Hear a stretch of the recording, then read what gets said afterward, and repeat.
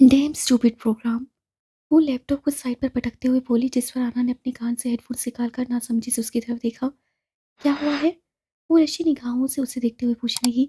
कुछ नहीं, बस इस प्रोग्राम ने झुंझला कर रख दिया है मुझे। मैं इतनी कोशिश कर रही हूँ लेकिन ये बदतमीज हल ही नहीं हो रहा। वो अपना सर हाथों में पकड़ते हुए बोली, ओ माय गॉड, कोई असाइनमेंट मिली थी? वो खौफजदा होते हुए पूछने लगी, क्योंकि उसे बिल्कुल याद नहीं था कि किसी प्रोफेसर ने आज कोई असाइनमेंट दी है। नहीं, ऐसा कुछ नहीं है। मैं बस वैसे ही मैथ और कंप्यूटर साइंस का एक्स्ट्रा काम कर रही हूँ। ये के कहने पर वो आईब्रो उचकाकर उसकी तरफ देखने लगी। क्या तुम सीरियस हो? पहले ही तुम हमारी क्लास की लाइक फाइक बच्ची हो, जिसका ए प्लस आराम से आ जाएगा। और क्या अब आइंस्टाइन बनने का इरादा है? यार, मैं बस टाइम पास करने के लिए ज़्यादा काम कर रही हूँ। वो कंधे उचकाते हुए बोली, जबकि उसका ज़हन चलने लगा कि मैं एक मिस्ट्री हल करने की कोशिश कर रहा हूँ, लेकिन मुसलसल नाकाम हो रहा हूँ। हीर को प्रिंसिपल के ऑफिस से फाइल हासिल किए 2 हफ्ते हो चुके थे, लेकिन वो कंप्यूटर लैंग्वेज को हल नहीं कर पाई थी। उसने इस सिलसिले में साइम से भी मदद लेनी चाहिए थी, लेकिन उसे भी इस बारे में कुछ पता नहीं था। जबकि हाजिक से भी किसी एक्सपर्ट से रब्ता करने को कहा था, लेकिन उससे फौरी मना कर दिया था। वो इस नाजुक इन्फॉर्मेशन के सिलसिले में किसी थर्ड पार्टी पर यकीन नहीं कर सकते थे। तुम इधर टाइम वेस्ट करने की बजाय मेरे साथ चलो। आना ने अपने बेड से उतरकर वार्डरोब की जानी बढ़ते हुए कहा। क्या मैं जान सकती हूँ तुम मुझे कहाँ ले जाने वाली हो? री ने अब उसकी तरफ देखते हुए पूछा, जबकि वो जवाब देने के बजाय अपनी ड्रेस वार्डरोब से निकालकर ज़मीन पर फेंकने लगी। जब उसे अपना पसंदीदा लिबास मिला तो उससे मुतमईन होकर अपनी दोस्त की तरफ देखा, जो शौक से उसकी तरफ ही देख रही थी। उठ जाओ हेलेना, अगर तुम ऐसे ही बैठी रही तो पार्टी शुरू होकर ख़त्म भी हो जाएगी।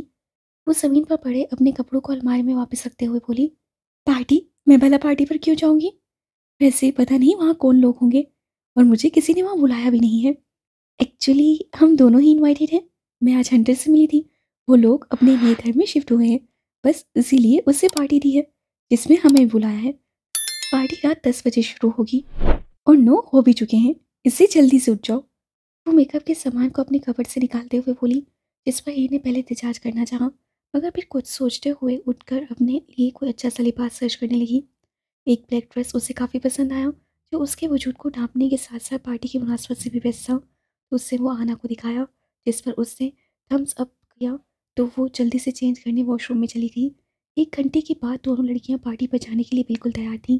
हीर ने ब्लैक ड्रेस के साथ हाई हील्स पहनी थी, साथ लाइट सा मेकअप करके अपने लबों को रेड लिपस्टिक से सजाया था, और अपने बालों को टेच स्ट्रेट करके कमर पर ही खुला छोड़ दिया था। जबकि आना उसके बिल्कुल उलट थी। उसका लिबास शॉर्ट में था, जो उसके घुटनों तक आ रहा था, जबकि उससे अपने बालों को कर्ल किए हुए थे। जबकि मेकअप में उसने अपनी आंखों को डार्क आई शेड से सजाया था, और उसके होंठों पर ब्लड रेड लिपस्टिक लगी हुई थी। वाह, तुम बहुत प्यारी लग रही हो, हीर ने उसे सराहते हुए कहा। तुम भी किसी हसीना से कम नहीं लग रही मिस ब्यूटी। वो उसका हाथ पकड़कर बाहर ले जाते हुए बोली, क्या तुम ड्राइव करने वाली हो? हाँ, मेरी गाड़ी पार्किंग में खड़ी है, हम दोनों उसी पर जाएंगे। आना पार्किंग साइड की तरफ कदम बढ़ाते हुए कहने लगी। हीर जैसे ही गाड़ी से उतरकर हंटर के घर में दाखिल हुई, लाउड म्यूजिक, लोगों की चहकती आवाज़ें और खिलखिलाती हंसी उसके कानों से टकराई। उसे नजर घुमाकर अरेंजमेंट की तरफ देखा, जहाँ एक स्टेज भी बना हुआ था, जिस पर लोग डांस करने में मसरूफ थे। उसे ये माहौल बिल्कुल किसी क्लब में चलती पार्टी की जैसा लगा। लगता है हंटर काफ़ी ज़्यादा अमीर है। वो आना के साथ बाहर की जानिब कदम बढ़ाते हुए बोली, जहाँ बहुत किस्म की ड्रिंक्स मौजूद थीं। उन दोनों ने ऑरेंज जूस का ऑर्डर दिया और उसके मिलने का इंतजार करने लगी। जूस पीते हुए हीर ने नोटिस किया, आना सामने बैठे लड़के के साथ फ्लर्ट कर रही है, और फिर उठकर उसके साथ डांस करने चली गई है, जिस पर वो बस हैरत से उसे ज़्यादा देखती रह गई। ओह गॉड, ये लोग ज़रूरत से ज़्यादा एडवांस होते हैं। वो उससे बड़बड़ा कर रह गई। उससे यहाँ आने पर पछतावा होने लगा था, क्योंकि ये जगह सचमुच उसके वाली नहीं थी। क्या खुशकिस्मती है हमारी, आज कोई स्पेशल हमारे गरीब खाने में तशरीफ लाया है। हंटर ने उसके बराबर स्टूल खींचकर उस पर बैठते हुए कहा। हाय, वो उसकी तरफ देखते हुए बोली। हेलो हेलेना, मुझे उम्मीद है तुम यहाँ एंजॉय कर रही होगी। खैर, मेरी दोस्त ने मुझे डांस के लिए रिच कर दिया है, इससे अब मैं यहाँ बैठी बोर हो रही हूँ। क्या तुम मुझे वापस हॉस्टल तक छोड़ सकते हो? वो उम्मीद से पूछने लगी, क्योंकि उसके पास अपनी गाड़ी नहीं थी, जिस पर हंटर ने कहका लगाया। वैसे तुम्हारी दोस्त की चॉइस अच्छी है। रॉयल्स के बाद ये लड़का यहाँ की हर लड़की का ड्रीम बॉय है। रही आपकी बोरियत का सवाल, मेरे साथ एक डांस हो जाए, उसके बाद मैं छोड़ दूंगा। वो उसके सामने अपनी हथेली फैलाते हुए बोला, जिस पर वो हिचकिचाते हुए उसे देखने लगी। ना, प्लीज़, आई प्रॉमिस, सिर्फ सिंपल सा डांस, कुछ नहीं होगा, ट्रस्ट मी। उसके इनकार करने से पहले वो इल्तिजाया बोला, जिस पर वो परेशानी से उसे देखने लगी। Please Helena, please please please. उसके मुसलसल रट लगाने पर उसने उसकी हथेली पर अपना हाथ रख दिया, जिस पर वो खुश होकर उसे अपने साथ लिए डांस फ्लोर की जानिब चल पड़ा। रिलैक्स हीर, एक डांस फिर तुम घर जा सकती हो, कुछ नहीं होगा, जल्दी से ख़त्म हो जाएगा। स्टेज पर कदम रखते हुए खुद से बड़बड़ाई। हंटर ने अपना एक हाथ उसके हाथ पर रखा और दूसरा उसकी कमर पर, और उसके साथ छोटे छोटे डांस के स्टेप्स देने लगा। अभी उन्हें डांस के 30 सेकेंड्स भी नहीं गुजरे होंगे कि किसी ने अचानक से हीर को उसकी कमर से पकड़कर हंटर से दूर किया और बगैर उसे कुछ समझने का मौका दिए उसके मुंह पर जोरदार पंच मारा, जिसकी वजह से उसका बैलेंस बिगड़ा और वो ज़मीन की तरफ झुका। क्या मसला है हसाम? वो अपने फटे हुए लब पर अपने हाथ रखकर ज़मीन से उठते हुए बोला, लेकिन जवाब देने की बजाय उससे एक और पंच अब की बार उसके पेट पर मारा और सुलगती निगाहों से हीर की तरफ देखने लगा, जो शौक से उसकी तरफ देख रही थी। मुझे लगा तुम अलग हो, स्पेशल हो, लेकिन तुम भी आम लड़कियों की तरह निकली। वो हंटर के पेट पर टांग मारते हुए हीर की जानिब झुककर बोला, जिस पर हीर का पूरा वजूद कपकपाया। असाम, क्या हो गया है? पागल पागल हो? वो होश में आकर उसे हंटर से दूर करते हुए बोली, तुम ठीक हो? वो परेशानी से उसके बराबर बैठी हुई पूछने लगी, जो अपने पेट पर हाथ रख के तकलीफ से धोरा हो रहा था। मेरे साथ चलो। वो उसे बाजू से पकड़कर ऊपर उठाकर बाहर की जानिब ले जाता हुआ बोला, मेरा हाथ छोड़ो, मुझे कहीं नहीं जाना है। तुम्हें कुछ पता चल रहा है? आखिर तुम क्या कर रहे हो? वो उसके बराबर चलते हुए हाथ छुड़ाने की कोशिश करते हुए बोली। साथ उसने एक नज़र वहाँ मौजूद लोगों की तरफ घुमाई, जो शदीद हैरत से उन दोनों को ही जाता हुआ देख रहे थे, लेकिन किसी में भी हसाम को रोकने की जरूरत नहीं थी। क्या कर रहा हूँ बताओ मुझे। जब उन्होंने लेफ्ट टर्न लिया तो आगे ही एक कमरा था। हसाम ने उसे वहाँ धकेलते हुए पुरतफिश लहजे में पूछा, भाई, जो तुमने इतना तमाशा किया है वो सब करने की तुम्हें कोई ज़रूरत नहीं थी। वो उसकी जानिब देखते हुए सुलगते लहजे में बोली, जिस पर वो उसे कमर से पकड़कर जोर से दीवार के साथ लगा गया। क्या चाहती हो? वहां खड़ा होकर तुम्हें किसी और की बाहों में देखता, यही तुम्हारी ख्वाहिश है? वो सुर्ख होती आंखों से उसकी तरफ देखते हुए बोला, सॉरी, लेकिन मैं तुम्हारी तरह इतना बेहया नहीं हूँ कि चुपचाप अपनी बीवी को किसी और के साथ नाचता हुआ देखूं। वो तल्ख लहजे में बोला, जिस पर हीर का पूरा वजूद थमा। क्या मतलब है तुम्हारी तरह बेहया नहीं हूँ? एक डांस करके मैं घटिया हो गई हूँ? उसे गुस्से से कहना चाहा, मगर उसके अल्फाज पर उसका दिल टूटा था और आवाज़ में नमी छलकने लगी थी, जिस पर वो बगैर कोई जवाब दिए झटके से उससे दूर होकर अपना रूह उसकी जानिब से पलट गया। एक बार तुमने कहा था तुम मुझे अपनी रखिए लटना भी पसंद नहीं करोगे। अभी बाहर तुमने कहा मैं भी आम लड़कियों की तरह हूँ, और अभी तुम कह रहे हो मैं बेहया हूँ। तो फिर तुम मुझे तलाक क्यों नहीं दे देते? वो उसके सामने जाकर बेबसी और गुस्से के मिले-जुले तासुरात में बोली। ये तुमने क्या तलाक तलाक की रट लगाई हुई है? जाओ, मैं नहीं देता, जो करना है कर लो। मशीर लड़कियां इस लफ्ज़ को भी अपनी ज़ुबान से निकालते हुए घबराती हैं, लेकिन तुम, मैं सही कहता हूँ, तुम बहुत आम हो मिस हीर पोलाट, बहुत ज़्यादा आम लड़की। उसके अल्फाज बिल्कुल हंजर की तरह उसके दिल पर वार कर रहे थे, जबकि वो आंसू से भरी आंखों से उसकी तरफ देखने लगी। हाँ, तो इतनी आम हो तो आज़ादी क्यों नहीं देते थे मुझे? वैसे भी मैं इस मिशन के लिए तुमने मुझे इस्तेमाल किया है। इस शादी में तुम्हारी खुशी शामिल नहीं थी, तो इस अनचाहे बंधन से खुद को मुझे छुटकारा क्यों नहीं देते थे? वो रोते हुए उसके सीने पर पंच मारते हुए अपने दिल का गुबार निकालने लगी। तुमसे किसने कहा मैं तुम्हें मिशन के लिए इस्तेमाल कर रहा हूँ? वो उसे कमर से पकड़कर खुद के करीब करते हुए पथरीले लहजे में पूछने लगा। हाँ, तो क्या तुमने नहीं किया? तुम्हें क्या लगता है तुम्हारे इन वाहियात कारनामों के बारे में मुझे पता नहीं चलेगा? तुम आराम से मेरे जज्बात से खेलकर उनकी धज्जियां उड़ाते रहोगे और मैं लाइल्म रहूंगी। वो उसकी गोल्डन ब्लूइश आंखों में देखते हुए घुर्राई। तो तुम्हें सच पता चल गया है, चलो अच्छी बात है, मुझे भी अब अच्छा बनने का ड्रामा मजीद नहीं करना पड़ेगा। वो उसके बालों को कान के पीछे करते हुए इंतहाई आम लहजे में बोलने लगा, जबकि वो तकलीफ से उसकी तरफ देख कर रह गई। मतलब?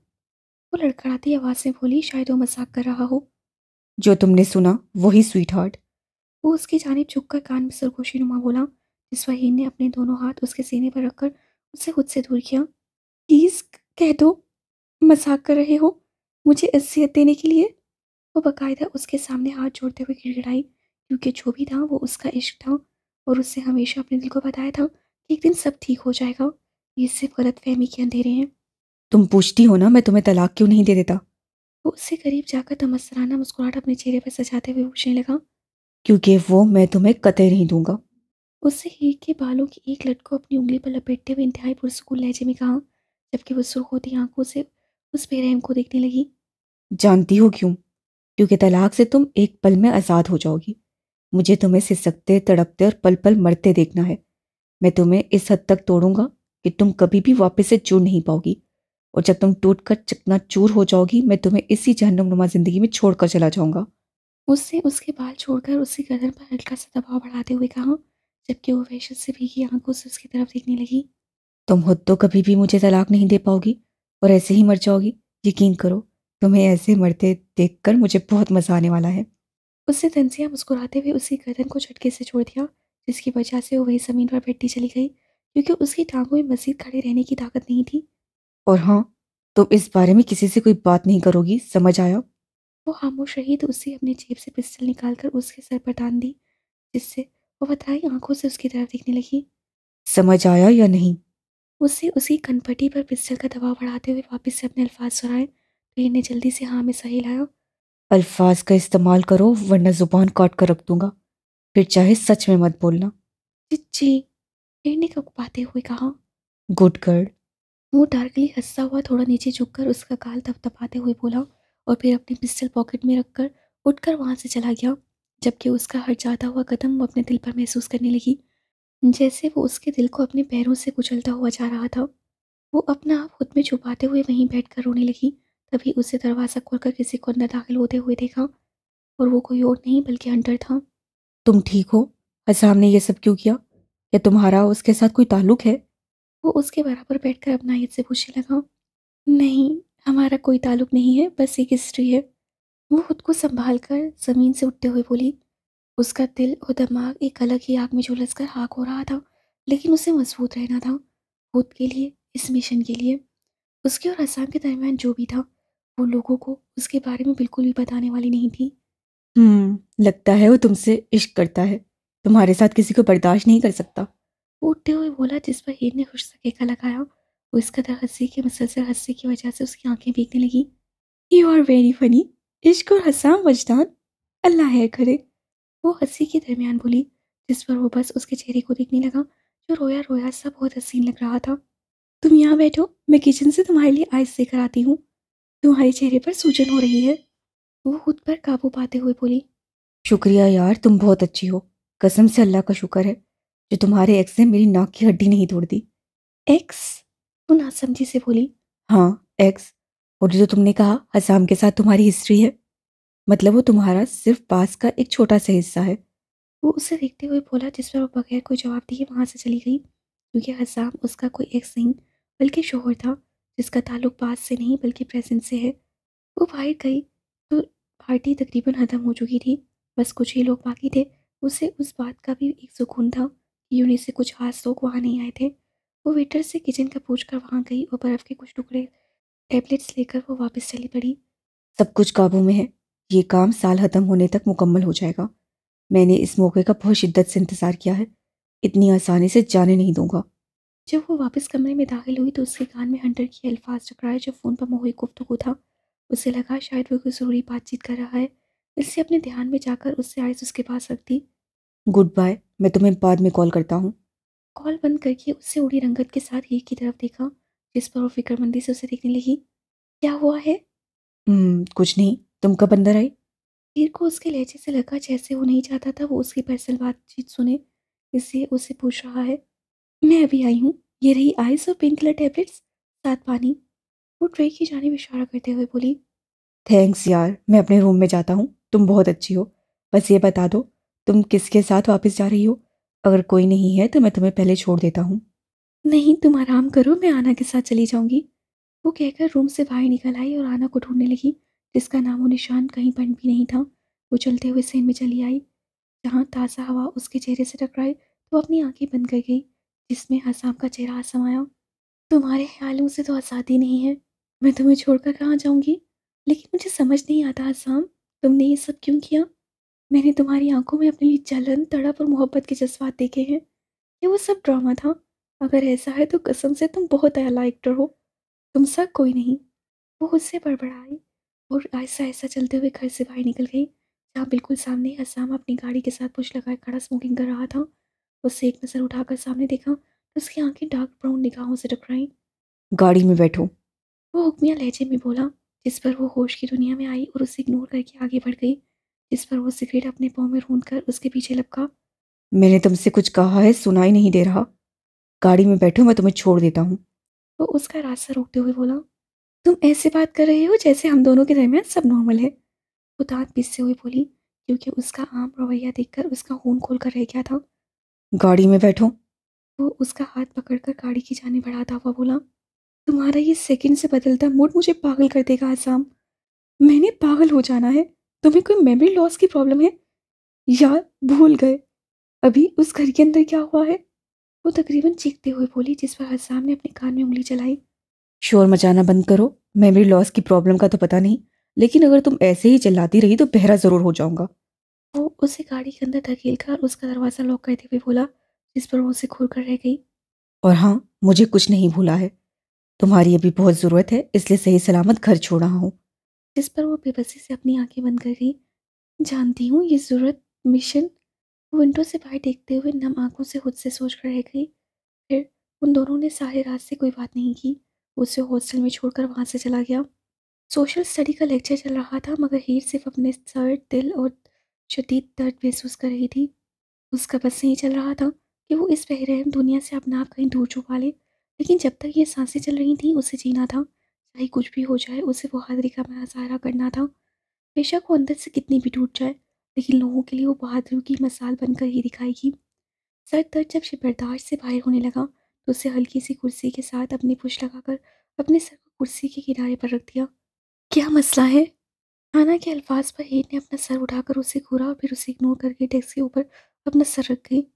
मैं तुमसे 1000 बार माफ़ी मांग चुकी हूँ, प्लीज़ अब माफ़ भी कर दो हेलेना। वो इल्तिजाया लहजे में बोली, जिस पर हीर ने लंबा सांस खींचकर हाँ में सही लाया, क्योंकि वो कल रात से उसे पार्टी में ही छोड़कर आने के लिए बार बार माफ़ी मांग रही थी। तो कल क्या हुआ था? यूनी में हर कोई तुम्हें और हसाम को डिस्कस कर रहा है। वो तजस्सुस से पूछने लगी, क्योंकि वो इस वक्त किचन में थी जब ये सब होकर ख़त्म भी हो गया था और वो इस सब से लाइल थी। अगर तमाम यूनी इसी बारे में बात कर रही है तो यकीनन तुम्हें तमाम स्टोरी के बारे में पता होगा। वो अपने सर को हाथों में पकड़ते हुए बोली, क्योंकि आसाम का जिक्र ही उसकी जान पर बनने के लिए काफ़ी था। लेकिन मुझे तुमसे जानना है, बताओ ना प्लीज़, क्या तुम्हारे और आसाम के दरमियान कुछ चल रहा है? सुना है जब उससे कल तुम्हें हंटर के साथ डांस करते देखा तो गुस्से और जलन में पागल हो गया। वो उसकी तरफ देखते हुए कहने लगी, मुझे जहाँ तक पता था तुम्हारा आसाम पर क्रश है। हीर ने आईब्रो उचकाया। हाँ, वो तो बहुत बड़ा क्रश है, लेकिन तुम दोनों में एक अलग ही स्पार्क है। तुम दोनों का एक साथ ड्रीमी कपल बनेगा और कसम से जिस दिन ऐसा होगा मैं तुम दोनों की सबसे बड़ी फैन होंगी। वो शौकी से बोली, पता नहीं मेरा वास्ता हमेशा पागल लोगों से क्यों पड़ता है। वो बगैर उसे जवाब दिए वापस से डेस्क पर अपना सर रखकर उससे बड़बड़ाई। हीर। वो जो क्लास लेने के बाद अपने ध्यान कैफेटेरिया की जानिब जा रही थी, हसान की आवाज़ सुनकर उसका पूरा वजूद थमा, जबकि दिल फुल स्पीड में तेज़ी से धड़कने लगा, क्योंकि वो अभी उसका सामना हरगिज़ नहीं करना चाहती थी। खुद को कंपोज करके जल्दी से चलने लगी ताकि वो उसका सामना न कर सके। हीर, मेरी बात सुनो प्लीज। वो भागकर उसके सामने खड़े होते हुए बोला, जबकि वो अपना रुख मोड़कर दाएं जानिब वो जो सीढ़ियों क्रॉस करके ऊपर जाने लगी। हीर, स्टॉप इट। उसका बाजू पकड़कर एक कोने में ले जाते हुए बोला, लेक्चर्स होने की वजह से इस वक्त वहाँ भी तालिब इल्म की तादाद बहुत कम थी। ऊपर से कॉर्नर में होने की वजह से कोई मुश्किल से ही उन दोनों को देख सकता था। क्या है असाम, क्या चाहते हो अब तुम मेरी साथ से? मुझे सुकून से जीने क्यों नहीं देते तुम? जब वहाँ से निकलने का कोई रास्ता उसे नहीं मिला तो वो गुस्से से आग बगोला होते हुए बोली। मैं जब उसे बोलने में दिक्कत होने लगी तो वो सर निगाहों से उसकी तरफ देखने लगी। कल के लिए आई एम सॉरी, ओके। उसकी डार्क ब्राउन आंखों में देखते हुए बोला, जिनमें उसके अल्फाज पर हैरत समाई थी। उससे अपना एक हाथ बढ़ाकर उसके हाथ को थामना चाहा, जिसे हीर ने होश में आकर दूर झड़क दिया। तुम सॉरी हो किस लिए? वो उलझे लहजे में पूछने लगी। हाँ, कल जो कुछ भी हुआ उसके लिए सॉरी। मुझे बस गुस्सा आ गया था, इसलिए वो सब बोल गया। जिस पर हीर ने खुश सा कहका लगाया, बाहर में जाओ तुम हसाम। पुरतपाक लहजे में कहकर उसके पास से जाने लगी, मगर उसका बाजू पकड़ा गुस्से से उसे अपनी तरफ खींच गया, जिसकी वजह से हीर का हाथ उठा और असम के चेहरे पर अपनी छाप छोड़ गया। असम की गोल्डन ब्लूइश आंखें जब गुस्से से सुर्ख होने लगीं तो उसे अपने किए पर पछतावा हुआ। एक पल के लिए उससे सोचा वो उससे माफ़ी मांग ले, मगर जितना दर्द उससे लिया था उसके मुकाबले ये थप्पड़ कुछ भी नहीं था। इससे वो अपने लब भींच गई। एक तो कल तुम उस हंटर के साथ डांस कर रही थी, ऊपर से मेरे माफी मांगने पर मुझे ही थप्पड़ मार रही हो। तुम्हारी प्रॉब्लम क्या है आखिर? वो सुलगते हुए लहजे में बोला। अब तुम इस सब का मलबा मेरे ऊपर डाल दोगे? अजीब बात है हसाम वजदान, तुमने मेरी जिंदगी बर्बाद कर दी है, जानते हो तुमने मुझे बेवकूफ़ बनाया है। जब मैं तुम पर आंखें बंद करके यकीन कर रही थी, तुम मेरी हंसी की धज्जियां उड़ा रहे थे। तुम एक तरफ मुझे हसीन सपने दिखा रहे थे और दूसरी तरफ मुझे चीट कर रहे थे। तुमने मुझे महज मिशन के लिए इस्तेमाल किया है। जब ये सब मिशन के लिए था तो मुझसे शादी करने का ड्रामा क्यों किया? इस सब के लिए शादी जरूरी नहीं थी। तुमने मेरी फीलिंग्स का मजाक बनाकर रख दिया है। आखिर तुमने ये क्यों किया? वो तकरीबन चीखते हुए बोली। ओह सॉरी, मुझे सिसकते तड़पते और पल पल मरते हुए देखने के लिए। वो खुद ही बेबसी से हंसते हुए बोली। तुम्हें सच में लगता है मैंने तुम्हें इस्तेमाल किया है? तुम ऐसा सोच भी कैसे सकती हो? वो भी उसके कंधों पर हाथ का दबाव बढ़ाते हुए गुस्से से बोला, जिस पर वो उसे उन निगाहों से देखने लगी जैसे वो पागल हो। कल की रात भूल गए हो? सच में मेमोरी लॉस की प्रॉब्लम है तुम्हें हसाम, तुमने खुद माना है। उसे खुद से दूर करने की कोशिश करते हुए घुर्राई। अपनी आवाज़ हल्की रखो, तुम इस वक्त यूनी में हो।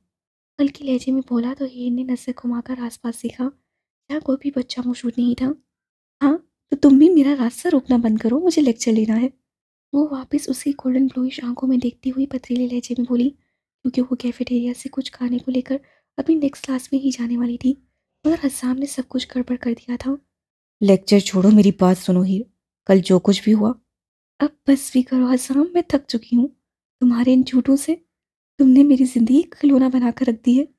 सीधा पॉइंट पर आओ और बताओ, अब की बार तुम कौन सा नया गेम खेल रहे हो? वो एक एक लफ्ज दबाकर बोली, जिस पर वो लंबा सांस खींच कर रह गया और उसके वजूद से अपने हाथ हटाकर अपने चेहरे पर फेरने लगा। उसी का फायदा उठाकर वो जल्दी से उसके पास से निकल गई। हीर, हीर। आसाम की आवाज़ उसके कानों से टकराई में वो तकरीबन भागते हुए सीढ़ियाँ उतरने लगी, जहाँ से एक प्रोफेसर भी ऊपर की तरफ जा रहे थे। उन्हें देखकर हीर ने अपनी रफ्तार नॉर्मल की और आसाम भी खामोशी से सीढ़ियाँ उतरने लगा। हीर जल्दी से अपनी अगली क्लास में दाखिल हो गई, जिसे स्टार्ट हुए 5 मिनट गुजर चुके थे। क्या हुआ है, इतनी लेट क्यों क्लास में आई हो, और तुम्हारी हार्ट बीट क्यों इतनी तेज है? आना, जिससे उसके लिए एक सीट रखी हुई थी, जैसे ही उस पर बैठी तो वो उससे पूछने लगी। कुछ नहीं हुआ है, अब प्लीज़ चुप करो, ऐसे ही मैडम डांटेंगी। पहले ही वार्निंग मिल गई है आइंदा लेट ना होने की। अब ऐसा ना हो दूसरी मसलसल बोलने की वजह से मिल जाए। वो नोटबुक निकालकर जो मैडम वाइट बोर्ड पर लिख रही थी उसके नोट्स बनाते हुए बोलने लगी, जिस पर आना ने समझते हुए हाँ में सही लाया और बात भी पूछने का सोचकर वो चुप हो गई। फिर ऐसे ही सारा दिन हसाम को नज़रअंदाज करने में कामयाब रही और लास्ट लेक्चर होते ही वो बगैर किसी चीज़ के लिए रुके जल्दी से अपने हॉस्टल में आ गई। हेलेना, आओ कोई मूवी देखते हैं। तुम हर वक्त लैपटॉप पर ना जाने क्या पढ़ती रहती हो, बोर नहीं होती? आना ने हीर के करीब जाकर कहा, जो कंप्यूटर लैंग्वेज को हल करने की तकरीबन बहुत करीब थी। हसाम की बात है उसे मेंटली काफ़ी टॉर्चर कर रही थी, इसलिए उनसे रिहाई हासिल करने के लिए उससे खुद को मुकम्मल इस काम में लगा लिया था।